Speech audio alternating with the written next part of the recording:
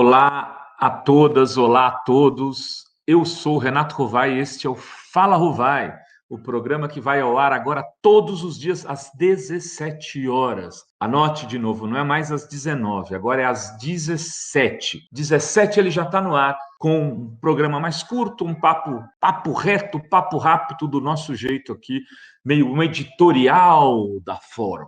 Queria dizer para vocês hoje o seguinte, que acabou porra nenhuma. Não tem esse papo de acabou porra nenhuma. O Bolsonaro fez pela manhã uma live que ele não transmitiu, ele fez para a imprensa gravar, alguns veículos já não estão indo, dizendo um discurso absolutamente fora de sintonia com a realidade, em defesa do seu gabinete do ódio, em defesa daqueles que disseminam mentiras, injúrias, calúnias, prometem atacar ministros do Supremo, atacar presidente da Câmara, líderes de outros partidos, enfim, que estão ameaçando a democracia e que por isso estão sendo investigados, porque contam com apoio empresarial. Contam com apoio empresarial para poder fazer toda essa campanha de disseminação de informação falsa. Isso não é uma coisa que atenta de maneira nenhuma contra a liberdade de imprensa, bobagem, muito menos contra a liberdade de expressão. A legislação tem que ser utilizada para combater esse tipo de ataque, seja contra instituições ou contra pessoas físicas. Se há risco, por exemplo, como a Sarah Winter fez ontem, ameaçando a integridade física do ministro Alexandre de Moraes, evidentemente que ela tem que ser investigada. Evidentemente que tem que ver, a gente tem que descobrir, tem que saber quem são as pessoas que põem dinheiro nesse cofrinho para movimentar esta rede? Quem são as pessoas que deram aquelas 300 barracas para os 300 que estão acampados na frente do Supremo e ameaçando essa instituição brasileira? Pô, o Rovai tá defendendo lá, o Rovai está defendendo agora os ministros do Supremo. Tem ministro do Supremo que ele está aqui e eu estou exatamente lá do outro lado do planeta, do ponto de vista ideológico e da percepção, inclusive, dos valores democráticos. Mas isso é uma coisa. Atacar a instituição Supremo Tribunal Federal é outra. Querer reformá-lo pode ser até um dos princípios.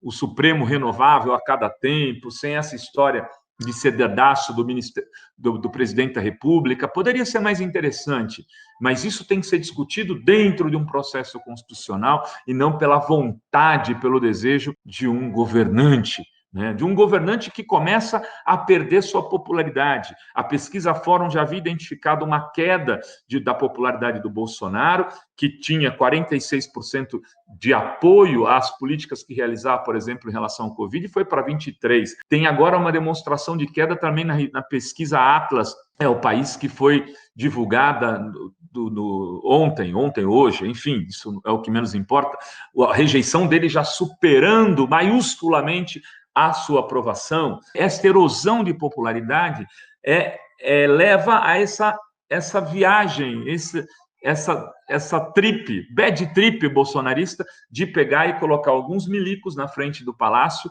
e falar que acabou porra. Muita gente deve ter se assustado com isso, de fato, as imagens são chocantes e com o governo hoje, basicamente, de militares, é para ficar com o pé atrás.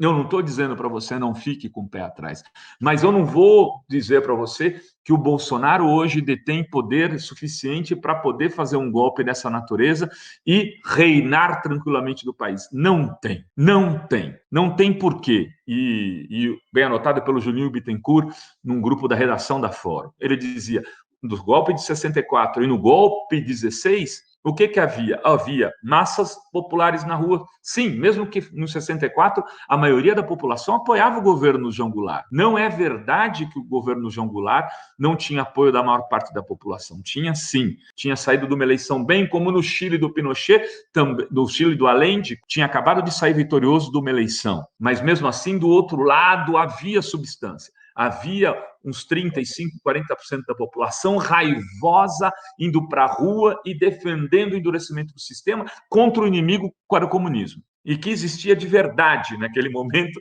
não é o comunismo que eles tentam dizer que existe, por exemplo, na Venezuela, ou coisa do gênero. Você tem limites democráticos muito pequenos na Venezuela, e eu já disse isso em outras ocasiões. Não preciso me repetir aqui. A Venezuela precisaria se abrir muito mais democraticamente, mas isso também passaria por um acordo com a oposição para que não houvesse golpes.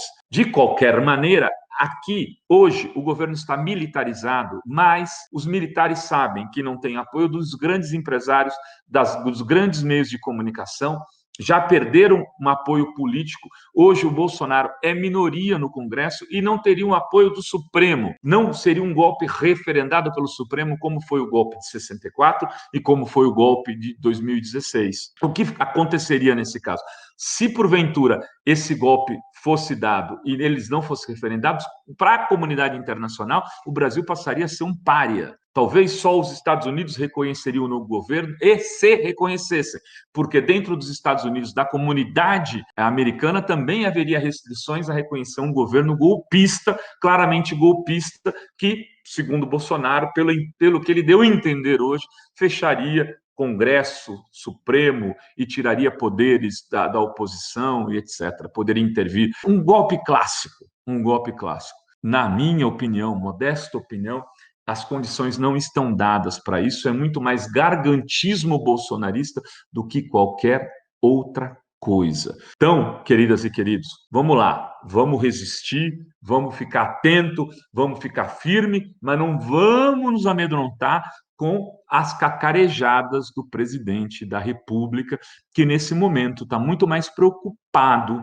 com o seu traseiro do que com força suficiente para impor uma nova ordem nacional. Era isso, eu queria pedir para vocês que disseminassem esse vídeo, ele está sendo feito com 6, 7 minutos, para que vocês possam passar pelo WhatsApp para os amigos, divulgar nas redes, passar esse link e fazer aí circular essa mensagem da revista Fórum neste Fala, Rovai. Beijos a todas, beijos a todos, era isso, em pé.